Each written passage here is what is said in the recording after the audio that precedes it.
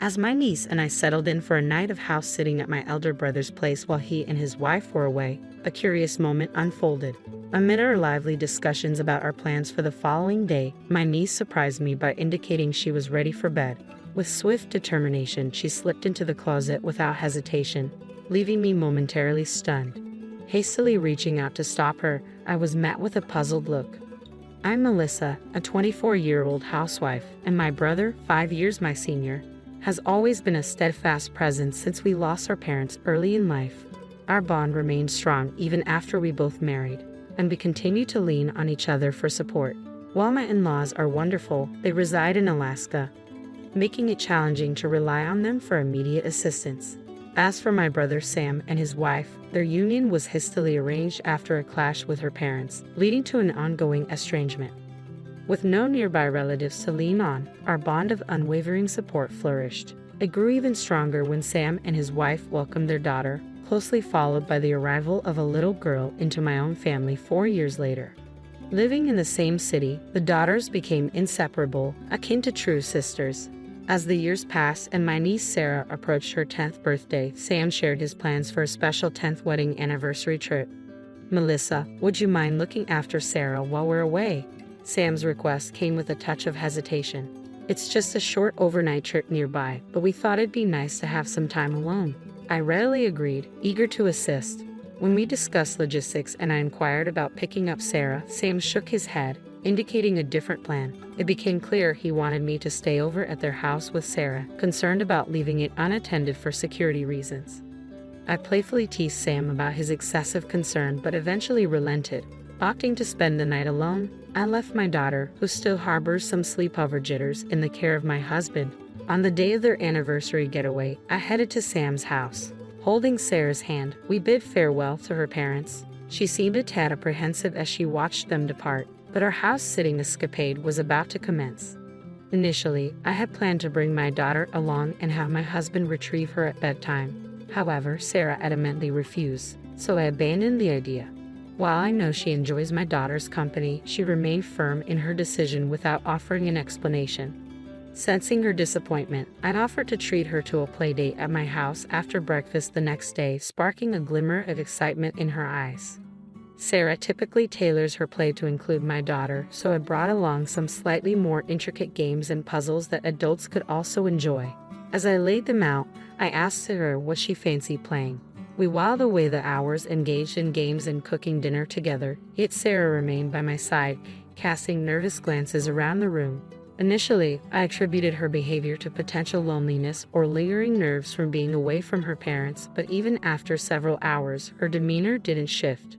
Concerned, I gently probed if something troubled her, but no matter how many times I inquired, her response remained the same. "No, it's nothing," without divulging further. Sarah's guarded behavior hinted at an unseen apprehension. It wasn't until bedtime approached that I grasped the gravity of her unease. Sarah slipped into her pajamas, a smile adorning her face as she swung open the closet door, and declared her intention to turn in early, planning to head to my house in the morning. To my surprise, nestled within the closet was a bed, its presence catching me off guard. Attempting to make sense of the situation, I watched as Sarah swiftly settled onto the bed, bidding me good night while nudging the door closed. My astonishment spilled out in a raised voice. "Wait, Sarah, are you planning to sleep in there?" Her response, delivered with a solemn expression, affirmed her decision. "Yes, but it's okay. I'll keep it slightly ajar. If anything happens, I'll wake up immediately." Concealing my bewilderment, I extended an invitation for Sarah to join me in my own bed.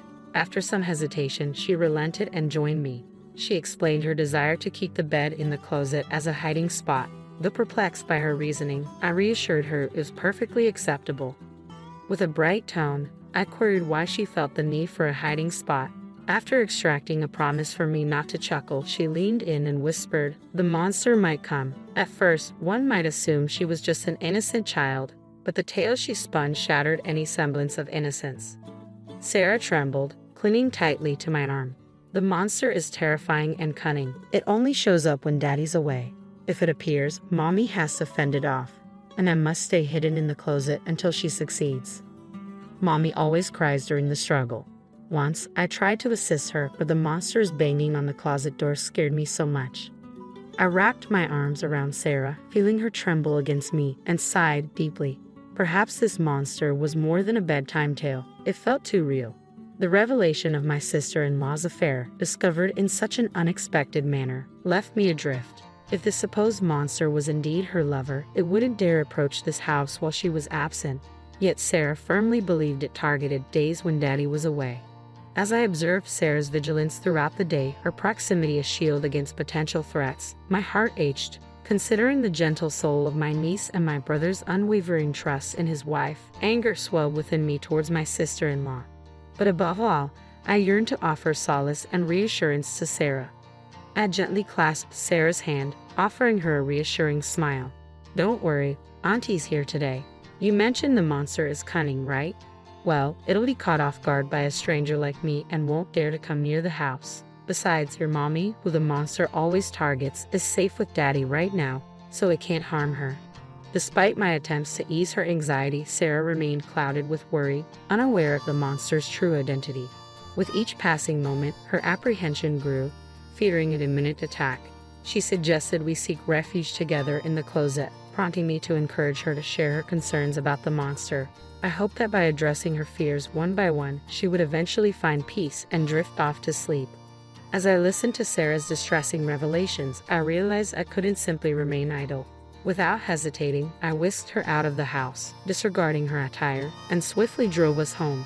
Upon arrival, I briefed my husband on the situation and coordinated for him and his friends to spend the night at Sam's house. Around 10 p.m., after my husband and his companions had departed, I received a call from Sam inquiring about Sarah's well-being. "Has Sarah already retired for the night? Don't forget to take care of yourself and your family too. Ensure the house is securely locked. Good night," he advised before bidding farewell. After inquiring about Sarah, Sam urged me to ensure the door was securely locked before retiring for the night.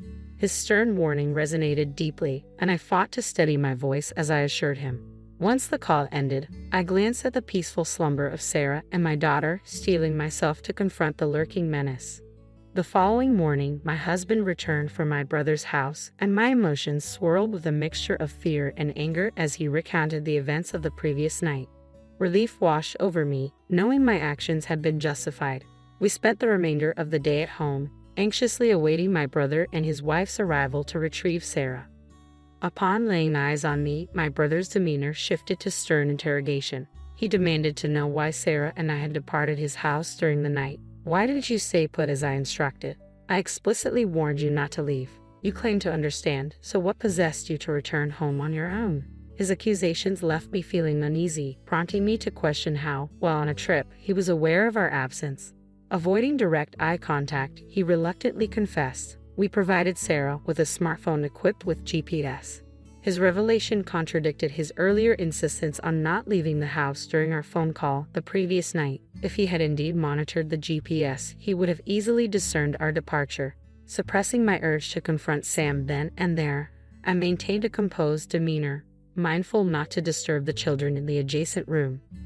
"By the way, did you have visitors last night?" My brother's tone shifted, his concern palpable.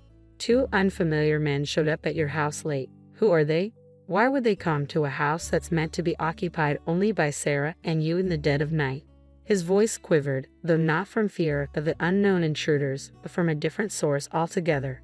As he spoke, it became evident he was treading cautiously, his eyes darting around. "About those men," I pressed for clarification, but my brother's attempts at evasion were interrupted by his wife, Kate. Whether she was anxious about further discussion or for other reasons, she abruptly called for Sarah and declared they were heading home. As Sarah emerged from another room upon hearing her mother's call, Kate seized her hand with an unmistakable force. Abruptly, Sam's demeanor shifted, his words carrying an abrupt finality. "I can't forgive what happened, but we're leaving today," he declared, urging Sarah to depart the room. Despite my efforts to dissuade them, my brother and his wife remained resolute in their decision to leave. Ignoring my pleas, they pressed on without a backward glance. Witnessing Sarah's resistance to her parents' departure, I swiftly drew her close. "What's going on?" Kate's startled cry echoed as she released Sarah's hand, but I shielded the child behind me, creating a barrier between us and the departing couple. Amidst their hostile tirade, my husband and I stood firm, adamantly refusing to surrender Sarah. As they advanced toward us with fury in their eyes, we managed to usher them out of the room, firmly asserting our stance against allowing Sarah to be taken away. Swiftly, a waiting police officer intervened, promptly detaining the agitated couple. Confusion reigned as the officers attempted to contact my brother and his wife. Sam vehemently insisted to the officer that it was we who should be detained, alleging that we had taken Sarah from her home and were holding her against her will. My sister and her husband have abducted her from her rightful place. Please rescue her swiftly, he implored, despite our protests. Our daughter, emerging from the chaos, sought refuge behind me, engaging Sarah in a bewildered conversation, affirming she was not being held against her will. Sam's stern demand for Sarah to accompany him fell on deaf ears as she clung to my side, paralyzed by her father's towering anger. Kate remained silent beside the officer, casting furtive glances at Sam, hinting at an unspoken message intended for him and Sarah. As the officer restrained Sam, who was causing a scene at the entrance, my husband intervened, holding his smartphone aloft. Sensing the tension, I ushered Sarah and our daughter back into the adjacent room, urging them to close the door to muffle any sounds. With their safety ensured, my husband silently played a video he had recorded in my brother's house the previous night. As the footage unfolded before their eyes, a ghostly pallor washed over the couple's faces, betraying the shock of realization. The video unfolded with eerie precision, capturing the quiet turning of the house key followed by the stealthy entrance of two unknown men, seemingly armed with a duplicate key. Their jovial demeanor upon entering, coupled with mentions of my brother's name, sent shivers down our spines. "You guys are ghosts too, huh?" they quipped, followed by a chilling joke about discounted rates, invoking my familial connection. With smirks etched across their faces, they directed their attention to my husband and his friends. Evading direct inquiries, my husband's friend offered a vague response, prompting one of the men to boast about the sum paid, hinting at a close relationship with my brother and his wife. Their unsettling remarks took a darker turn as they casually mentioned their plans involving Sarah. As the camera caught a glimpse of their profile, a sinister aura emanated, rendering them more villainous than any mere monster. From my vantage point, the screen remained obscured, but the chilling audio alone sent shivers down my spine. Following the playback, my husband's friends wasted no time interrogating the intruders, probing into their frequent visits and habitual pairings. Their inquiries soon turned to Sarah and me, a sense of urgency tainting their tone. My husband's terse admission of our absence seemed to jolt the intruders into reality, realizing the gravity of their situation. With mounting tension, the men made a hasty exit, their hurried departure leaving lingering questions in their wake. Whether they had overlooked my husband's recording until the last moment or deliberately concealed its existence remained unclear. My brother, appearing visibly shaken, vehemently protested his ignorance, clinging to the belief that he was being framed. However, the damning evidence presented in the video, entrusted to me and young Sarah by my brother, shattered any lingering doubts. His feigned ignorance failed to sway anyone, leading to his apprehension by the authorities. Kate, though feigning innocence, found herself under scrutiny as well, her involvement questioned by the officers who had heard Sarah's testimony. Consequently, both Sam and Kate were escorted into custody, their roles in the unfolding drama under intense scrutiny. During the police investigation, Sam and Kate eventually came clean, leading to their arrest. Shockingly, Kate had been orchestrating a lucrative scheme, inviting men to their home while Sam was away at work and profiting from their visits. When she realized there was a demand for children, she exploited Sarah, carefully skirting the law to assist her mother, who was under pressure from unsavory individuals. Innocent Sarah, unaware of the sinister motives, innocently posed for photos which Kate used to entice potential clients.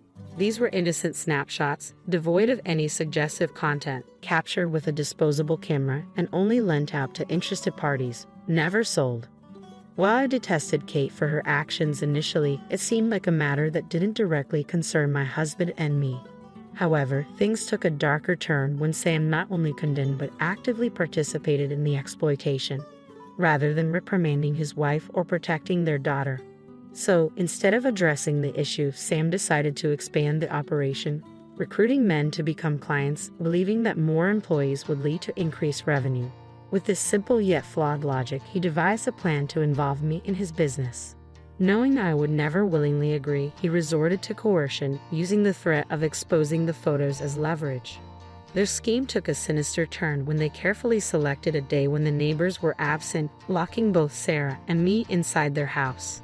Then, without a second thought, they exchanged their house key for a large sum of money and departed on a pre-planned vacation, leaving us behind. Unbeknownst to them, Sarah, who had always dutifully obeyed their commands, chose to reveal the truth in order to protect me. Despite her limited understanding of the conversations, Sarah sensed the danger lurking around us, and she confided in me, unveiling the nightmarish reality of Sam's household. Faced with this revelation, I implored my husband to capture the perpetrator's activities on camera that very night. Their inadvertent disclosure provided crucial evidence for the police, prompting swift action upon my report. Simultaneously, I notified child welfare services to ensure Sarah's safety. From the vantage point of the police bus, we watched as Sam and Kate were apprehended at their doorstep, finally shielding Sarah from their grasp. Despite being first-time offenders, the severity of their crimes, including violations of child welfare and anti-prostitution laws, warranted their imprisonment. The police emphasized the gravity of the situation, particularly the implications of the stored images of the child, which could never be completely eradicated once leaked online. The chilling reality of their actions struck me to the core as the police relayed this information. Fortunately, Kate hadn't digitized or sold the photos of Sarah and had kept them securely stored, averting any potential leaks. It's baffling to comprehend how my once kind and dependable brother Sam could devolve into such a monstrous figure. Until then, our relationship had been characterized by mutual support, making it all the more frightening to realize how deeply he had descended into darkness. Despite their arrest, I still grapple with the enormity of their actions. Following Sam and Kate's apprehension, the authorities also interrogated the other individuals involved. Initially, they attempted to claim innocence, arguing that it was merely an attempted crime. However, the discovery of a child's photograph in their possession and the revelation of additional criminal activities confessed by Sam and Kate during the investigation led to their arrest on multiple charges. After dealing with the monsters and their associates, our next concern was Sarah's well-being.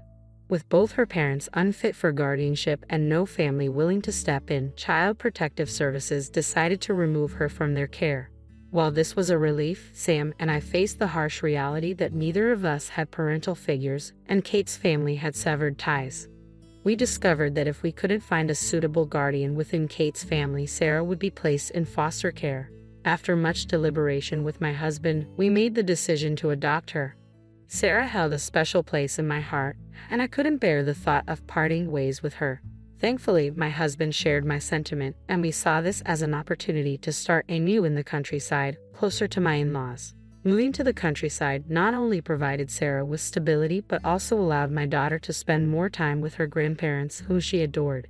She was thrilled to have Sarah as her older sister, fulfilling her long-standing wish. Free from the clutches of her parents, Sarah quickly adapted to her new role and environment, embracing a life filled with peace and happiness. My name is Rose Watson. I've been married for 10 years and live separately from my mother-in-law, who lives far away. I heard that she's retired now and dealing with a bad backache. Because of this, she can't work, and my husband has been sending her money every month. He reminds me to transfer the money at 0:18 each month, and I always make sure to do it. My husband visits his mother at least once a month, helping out with things she can't do. Then one day, he came back from her place and suddenly started yelling at me. "What the hell have you done?" I was confused by his sudden anger and just stared blankly. He accused me of not caring about his feelings regarding the money he sends to his mother. I was caught off guard and didn't understand what he was talking about. "I told you to transfer $1,000 every month." I did transfer it. I'm telling you, it's not been transferred. Do you have any idea how hard it is to send that $1,000? I understand. I've had to take part-time jobs and scrounge for money just for that. Knowing all that, why didn't you send it? I did send it. Why are you saying this? Just calm down a bit.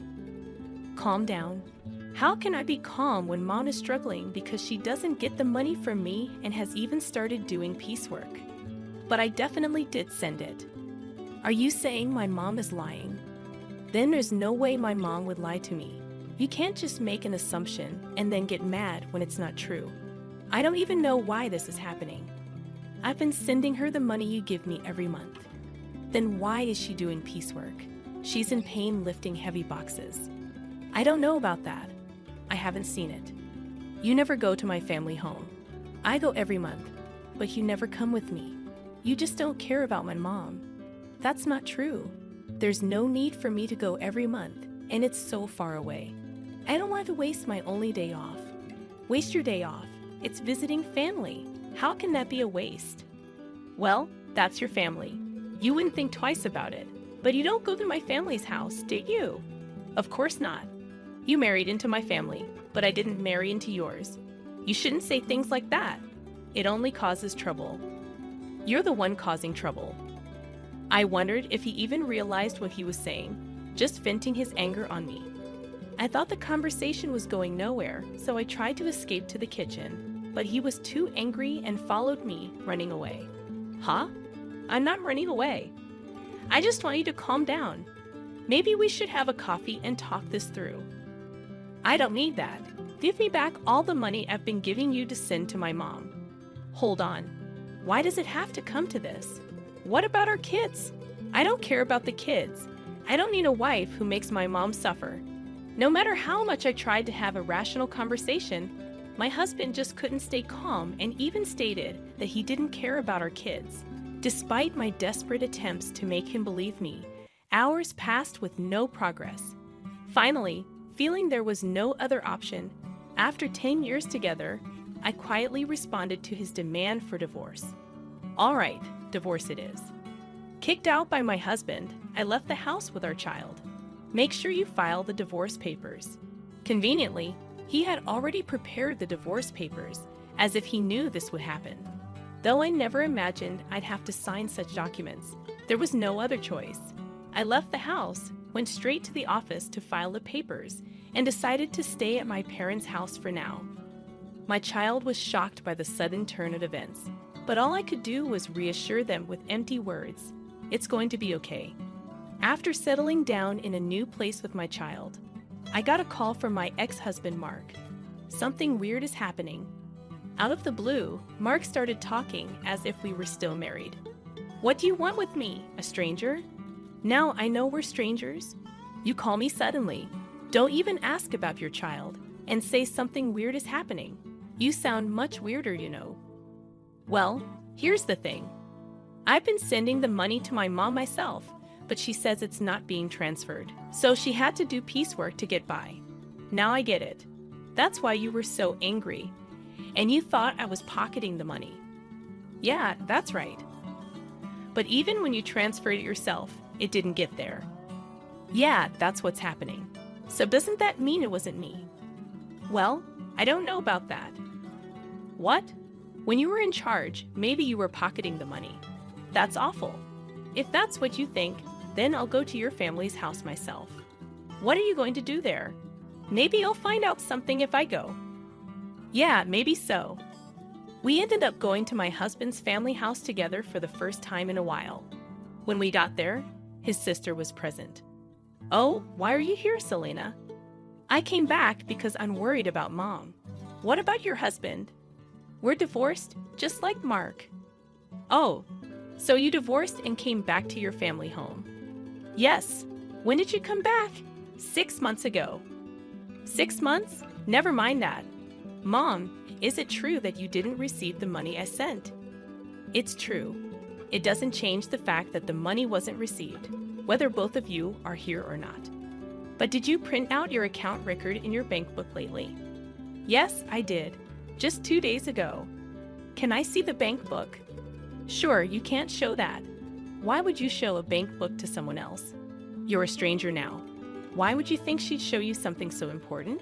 Are you out of your mind? But we can't know if the money really wasn't deposited unless we check. You don't need to see it. Then I'll look. I'm her son. It shouldn't matter. Fine, look. There's hardly anything in there anyway. My mother-in-law said this, and then fetched the bank book from a drawer in the next room. But when we looked at the bank book, there were deposits and withdrawals. Look, Mark, there's a deposit from you here, and it was withdrawn the next day. That's quite punctual. Before this, even if you deposited it, it wasn't withdrawn immediately. I couldn't go to the bank much because of my back pain. I would wait until it was absolutely necessary. But since Selena came back, she's been going to the bank for me, which has been a big help. Ever since Selena came back, she's been the one going to the bank. The money was always withdrawn the next day, according to the bank book. Mark and I instinctively looked at her. What? I don't know anything about this, she said desperately. But from what we see here, it looks like you withdrew it, Selena. Mom doesn't go to the bank, and maybe someone else has Mom's card and is withdrawing the money every month. I don't have a card. I'm afraid of losing it, so I never made one. Tell the truth, Selena. All right, it was me. Mom told me to withdraw the $1,000 she was getting each month. I saw it was being deposited every month, so I thought borrowing a little bit would be okay. If you're borrowing it, are you planning to pay it back? I intend to pay it back. I just don't have the money for it right now. Why would you do such a thing? Well, I really needed the money. I only borrowed it because I had to. Besides, Mom's managing to get by. Isn't that fine? Were you that desperate for money? His mother, softening her tone, asked this to my defiant Selena. Then Selena completely changed her tone from her previous assertiveness, now playing the role of a pitiful victim. If that's the case, it can't be helped. Mark was kind enough to send the money, but this is an unavoidable situation. Yeah, if sister was in trouble, it's the family's job to help. After all of his rage and accusations towards me, Mark forgave his sister as if nothing had happened. Hey, I was called a thief over this, and now you're just going to let it go because it's your sister. It can't be helped. She said she's in trouble. That's fine for your money. But don't you have something to say to me? Not really, no. Not even an apology. After all the horrible things you said to me, why should I apologize? I was hurt by what you said, in such a fragile mental state. What anyway? It's not like I did anything wrong, right? Selena was having a hard time, so this happened. It's not Mark's fault. He doesn't need to apologize. Even his mother said, isn't this just like being completely surrounded by enemies? Even if I speak the truth, this place is hostile territory. There's no doubt that anything I say will be met with opposition. Even though a quick look at the bank book would have clarified everything, I had to travel all this way just to be treated like this. Fine. If cutting ties with you costs me this much, it's a small price to pay. I'm leaving. Drive me to the station. Huh? Why do I have to take you? What? We're divorced. First, remember? I don't have to do anything for you, a stranger, because I came all this way for you, did I? I don't remember asking you to come. I just wanted some advice. You came here on your own. You can leave on your own too. That's right. You're not a couple anymore. Why should he take you? What a group. No thank you or sorry for solving the issue. After spending 10 years with such a man, it felt like such a waste of time. Fine, I'll take a taxi. I don't need you. Yeah, that's probably best. Frustrated, I called the taxi and somehow managed to get home. As I got home, tears of frustration streamed down my face, and I swore never to listen to that man again. But then after a while, my husband called me. Maybe he had changed his mind and was about to apologize for what happened. Maybe he'd say he had to act that way in front of his sister and mother. But my expectations were shattered. Can you lend me some money? Shouldn't you say something to me first? Oh, long time no see. That's not what I mean. You're being troublesome, you know. It's not normal to ask for money without even apologizing first. That's not true. We were a married couple after all. You could say we were a united fate. That's not the case anymore. The day we split up, our united fate dissolved. I still think we're a united fate though. He keeps saying whatever he wants. So lend me some money, will you? Why? The truth is I found out Selena has a huge debt. Wait, it's been quite a while since that day. Didn't you ask her what she spent the money on? I couldn't ask her that. It would have been too pitiful. Money is a delicate subject. Maybe her ex-husband had something to do with it. Or there might be some other reason. Sure, there must be some reason. But you should have asked about it for the future, right? I trusted her because we're family, and yet there was no trust for me at all. Well, I've known Selena way longer than I've known you. Yeah, since we were born. That's why I trusted her. I thought everything would be fine, but in the end, it wasn't fine. So what happened? It wasn't fine. Well, it turns out she had a huge debt, and the $1,000 a month wasn't enough. How much does she need then? She wants to repay it all at once.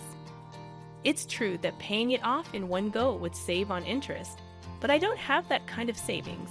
So why did you contact me? Because you said you had a good amount of savings when we were in the car going to your parents' house, I remember. I was insulted by him saying I must be struggling without money since our divorce, and that I would have stolen the money.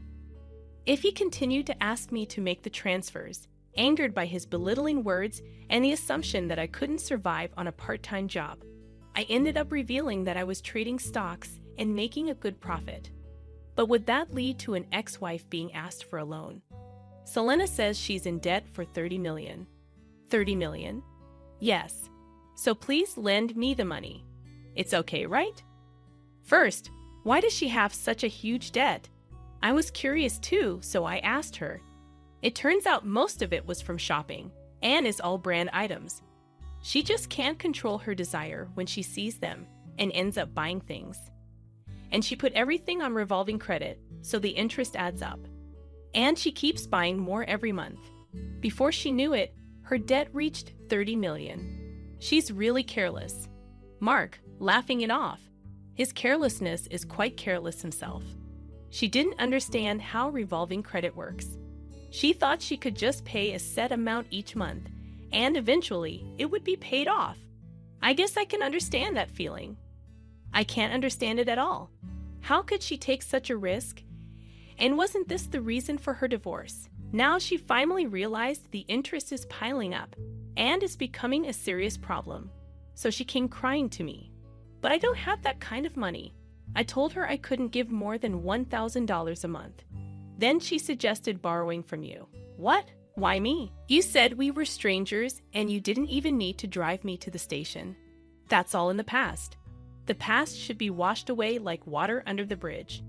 What a selfish and convenient way of thinking. Would anyone accept that?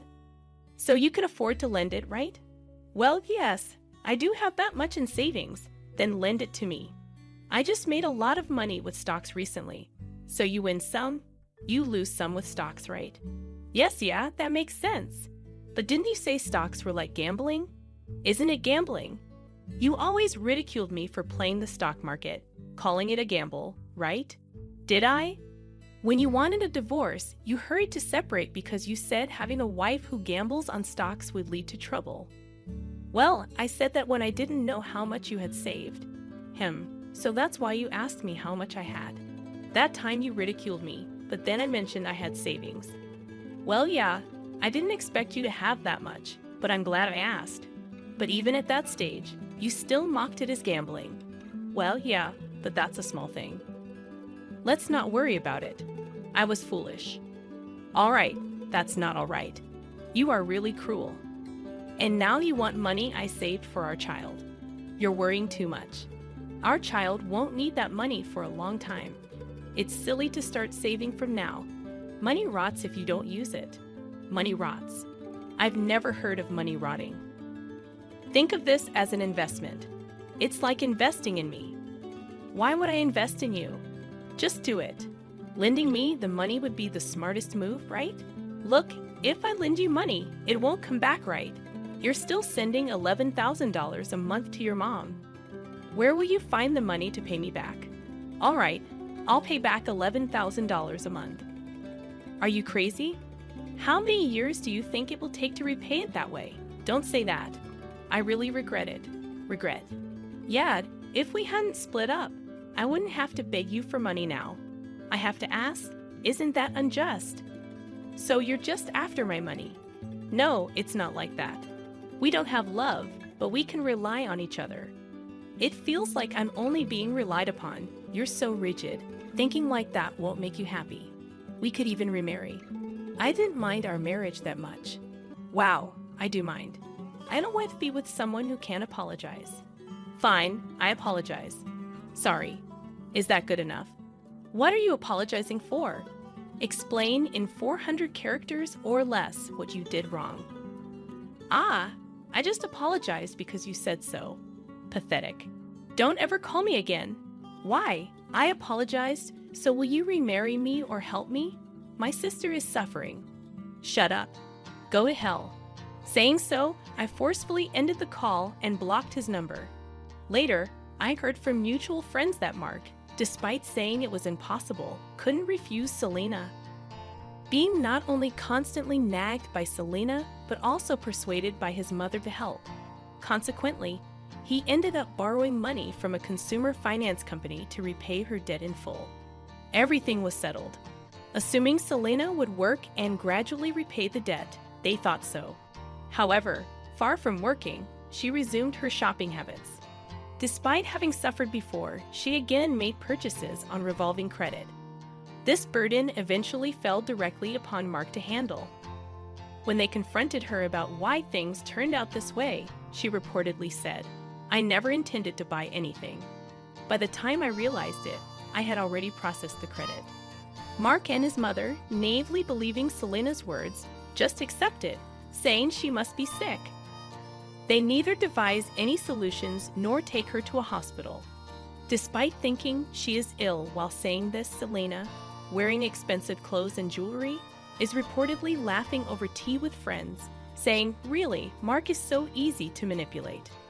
Eventually, they couldn't escape the debt and had to sell their family home.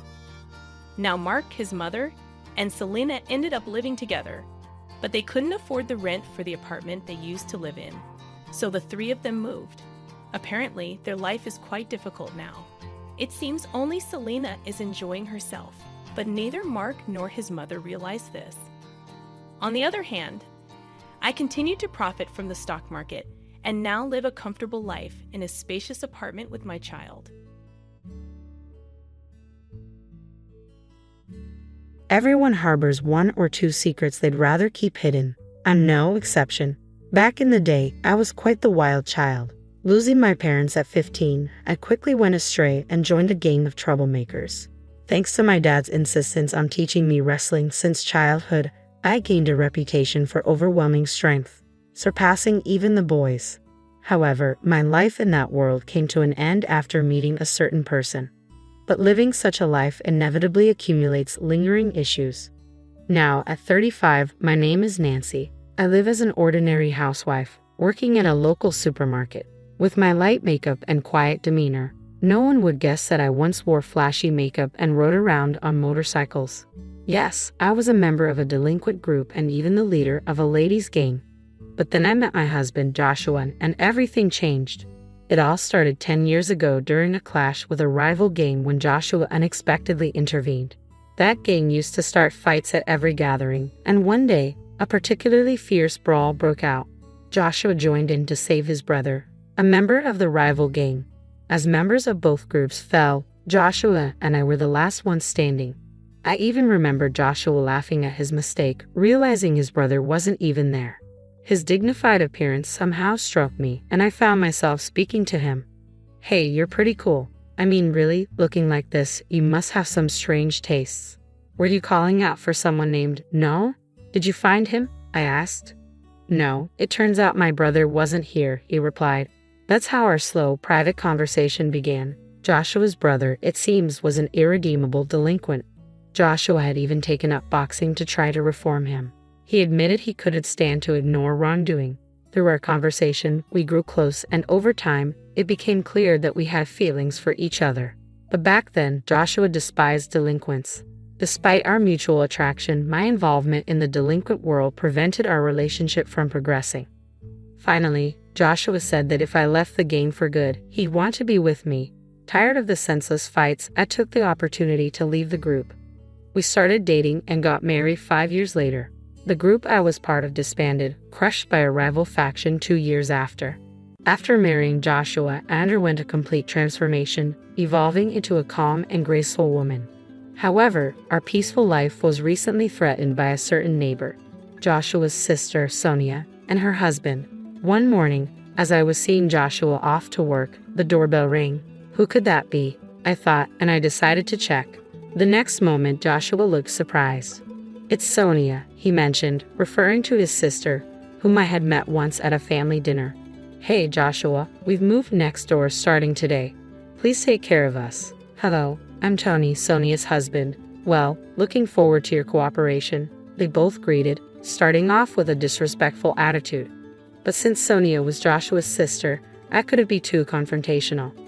We got along well with the in-laws, so I didn't want to cause unnecessary trouble. However, it turned out that Tony was the person who lured Joshua's brother, Noah, into the delinquent world. They both went to the same high school and were a year junior to Joshua. Joshua turned 34 this year, so they must be 33. Sonia, 3 years younger than Joshua, should be 31. Too bad about your brother, huh, Tony? Sonia remarked. I don't care about Noah anymore, even you, Joshua, she continued. Joshua was visibly angry. His brother had passed away due to a fight. Joshua's brother and sister apparently never got along well. Sonia felt neglected in favor of her brother and developed a rivalry, which eventually extended to Joshua as well. Joshua once mentioned how difficult it was to deal with his sister, preferring to focus only on his brother. Like me, Sonia was also a former member of a delinquent group. Unlike her, Noah was forcibly recruited by Tony. Seeing his siblings' transformation, Joshua probably grew even stronger in his sense of justice. As the three of them glared at each other, I spoke up from behind Joshua. Joshua, you need to leave for work soon. He snapped out of his reverie. Oh, right. Running away, he muttered, remembering his responsibilities. I haven't forgotten that you laid hands on me. That was because you attacked Noah. All right, both of you, enough. We're done here. Sonia's words cut through the tension. Joshua left for work, the conflict still unresolved. At the same time, the bell tolling the start of Sonia and her husband's harassment began.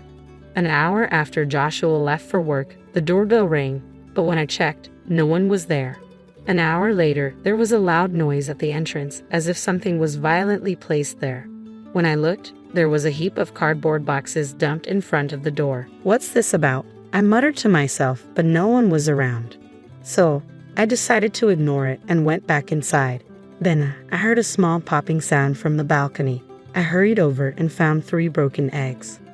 We live in an apartment on the corner, next to the room Sonia just moved into. This meant the harassment likely came from Sonia's room, as there are no neighbors on one side and it's too high for someone from below. Anger rising, I confronted my next-door neighbors. Hey, is that you? What do you want, showing up like this? I demanded. Sonia greeted me with an irritable demeanor. Is this your idea of a prank, throwing eggs on our balcony? It had to be Sonia or her husband. The angle only made sense from Sonia's balcony. But Sonia glared at me, replying, What? Don't be absurd, lady. You got proof we did it. Make false accusations and I'll call the cops. Despite being a former gang member, her reliance on the police in such a situation seemed second-rate to me. I have no proof, but the way the eggs are scattered, they could only come from your balcony, I asserted, frustration evident in my voice. I struggled to remain calm, but Sonia kept glaring and arguing back. Proof? That's weak, she scoffed. Then Tony chimed in. Hey, just because you're Joshua's wife doesn't mean you'll get any special treatment. If Sonia was second-rate, Tony's words were no better.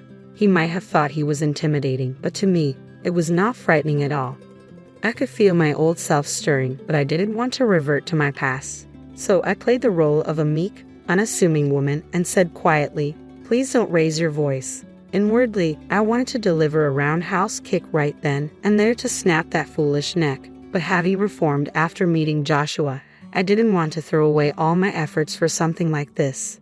Seeing my reaction, they both burst into laughter in front of me. Aha, so you're Joshua's wife. I thought you'd be something special, but you're just a dull woman. Sonia sneered. Weak. Tony was giving you too much credit. At the family dinner, you seemed like a real introvert. Holding back my rising anger, I was told, Go on, leave, and the door was closed on me. I stood there, staring at the closed door, feeling a mix of frustration and disappointment. I pondered telling Joshua, but I knew that even if he spoke to Sonia, they'd just feign ignorance. It would only result in more harassment and frustration for me, so I decided against it. The next day and the day following, the harassment from Sonia and her husband continued. It always began after Joshua left for work. Who dumped this garbage at our doorstep? It must be those two, I muttered to myself as I prepared to leave for work at the supermarket. The door got stuck halfway, blocked by a bag of garbage. I reluctantly took it to the disposal area and then headed to work. 5 hours later, I returned home to find something unbelievable. There was a cardboard box in front of the door, arranged like a table. On either side of the box, lit candles were placed, and in the center, a vase with flowers was set on the door. Above, a photo of me, taken who knows when, was stuck. They were mocking me as if I was deceased. Furious, I was about to kick the cardboard away when Joshua called from behind. Startled, I turned around to find Joshua, who had come home from work. "You're an hour early," I exclaimed. "I got off work early today. What's all this?" Joshua was also surprised at the sight in front of the door. We quickly cleaned up the cardboard and candles from the shared hallway and went inside. There, I told Joshua everything that had happened. It's likely Sonia and her husband, but we don't have any proof. So even if we confront them, they'll just deny it, I explained. After a moment of thought, Joshua had an idea.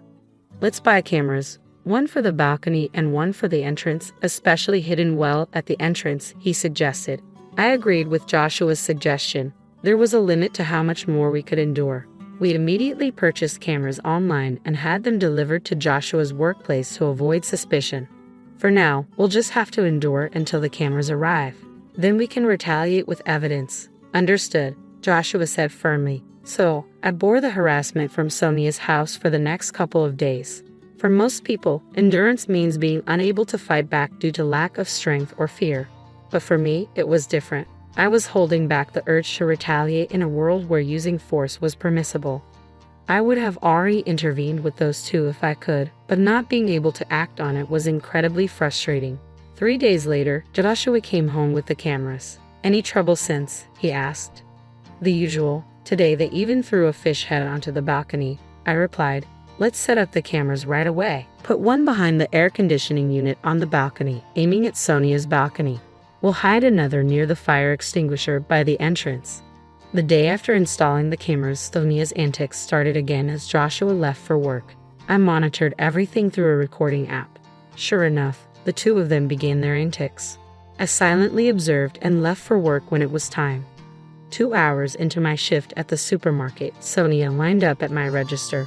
Well, if it isn't my sister-in-law," she said with a tone that made it clear she knew it was me, her demeanor dripping with condescension. I silently scanned the items as Sonia continued. "Aren't you a bit cold for a cashier? Shouldn't you be more hospitable? Come on, give me a discount on this." Other customers lined up behind Sonia, watching our interaction with concerned expressions. "Hey, I'm not a scarecrow, you know," a middle-aged man in line spoke up to Sonia. "Can't you see she's uncomfortable?" Sonia whirled around, glaring fiercely.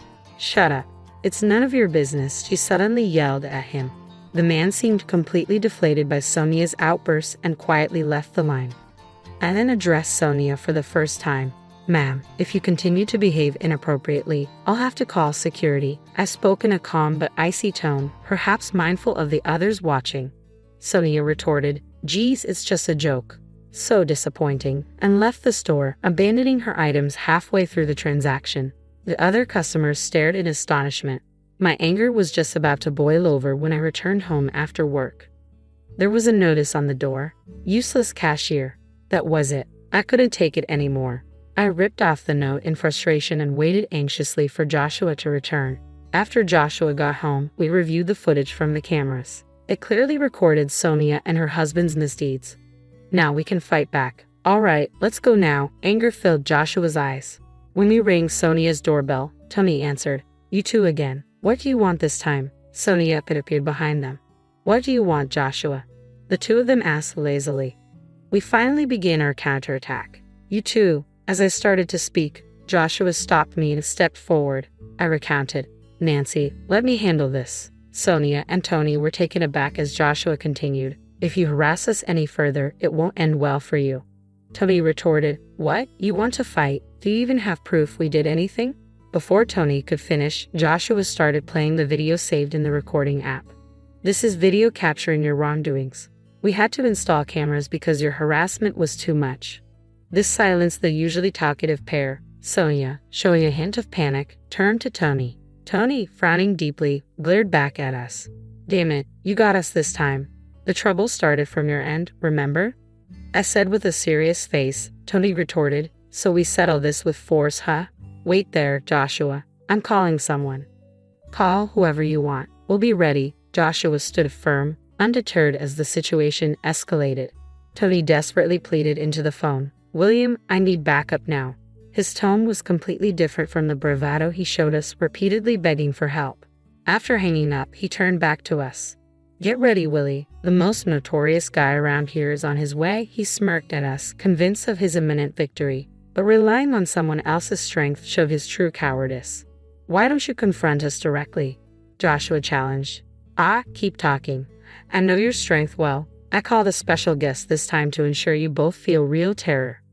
What a pitiful sight it was. No matter how much they threatened, neither Joshua nor I felt any fear. You must be too scared to even speak. The quiet and meek Nancy, right? Sonia taunted me with a condescending tone. 5 minutes later, the much bragged about William arrived. However, he looked surprised when he saw us. William, over here. Long time no see, Joshua greeted him. Sonia and Tony were visibly excited, having high expectations of him, but their expectations were quickly shattered. What's going on here? Indeed, long time no see, Will. My calling him left Sonia and Tony with puzzled expressions. Joshua also greeted him. It's been a while, Will. The couple looked even more confused by this interaction.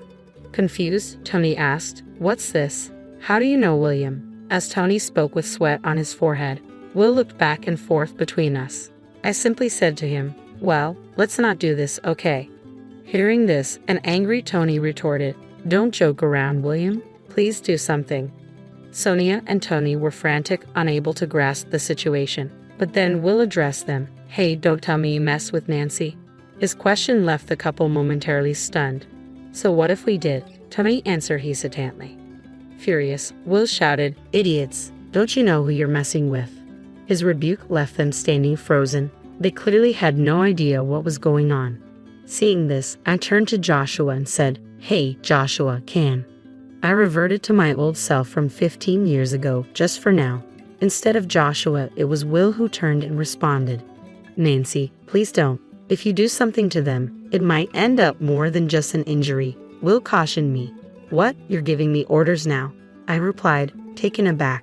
No, I didn't mean it like that, he quickly clarified. Seeing the special guest they called for help, Sonia and Tony were bewildered. What's happening here?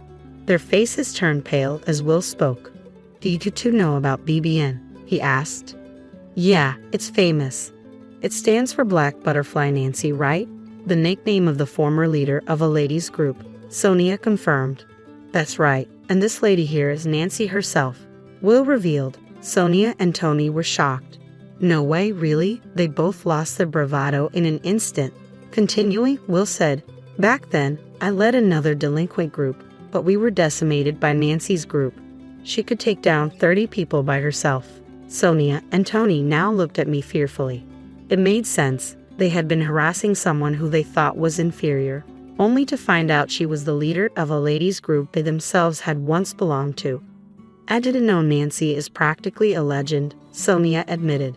We joined the group 6 months after you left, Sonia said, indicating that she and Tony had joined the group half a year after I had left. Will had been scouted by me and stayed in the group even after my departure. And looking after Sonia and Tony as their senior, he left the group just before it was decimated by a rival group. By that time, Tony had taken over as the leader and was the last leader before its downfall. Before you ruined it, it was an invincible group. You can't match Nancy, Tony proclaimed. How could this? Tony was increasingly cornered and distressed by Will's revelations. Well, the group that took you down is now the strongest in New York State. But if Nancy was still active, she would still be the strongest, Will remarked. Sonia and Tony collapsed, their spirits broken. Seeing this, Will turned to me and apologized. Please forgive them for my sake. Watching Will apologize, Sonia and Tony had completely lost their will to fight. They never imagined their call for help would backfire this way. All right, but you'll have to settle your dues properly. I glared at the two of them.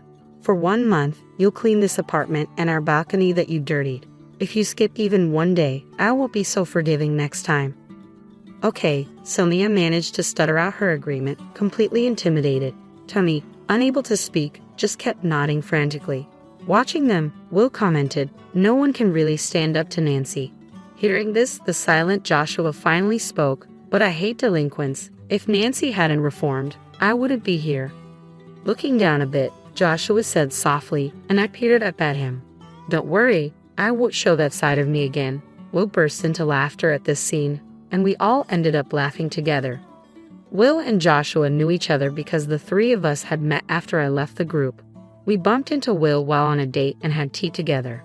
"Well, now that's settled, why don't you come over for dinner?" I suggested. We three left Sonia and Tony slumped by the entrance and headed to our apartment. Before entering, Joshua added, "Sonia, you're my sister, so I'll let this slide just this once. But there won't be a next time." Watching him, I wondered if he too was hiding the same fighting spirit as us. From that day, the harassment from Sonia and her husband completely stopped. As promised, I continued cleaning our balcony and the common areas of the apartment, though just delinquents doing chores. Other residents sometimes looked at them curiously, but that soon stopped. After a month, Sonia and her husband left the apartment without a word. Even Joshua, their blood relative, didn't know where they went. They probably left feeling awkward about staying in the same place. We had no reason to get involved further and thought they finally made a wise decision. Finally, we had our peaceful life back. Though neighborhood troubles are common, I never thought I'd be directly involved. At least it was resolved amicably. I have a past I'd rather keep hidden. Joshua has kept it secret all this time. I'm not ashamed of all my past, but I have reflected on my mistakes. I just want to cherish my life with Joshua now, and I hope to live without ever showing my true nature to anyone again.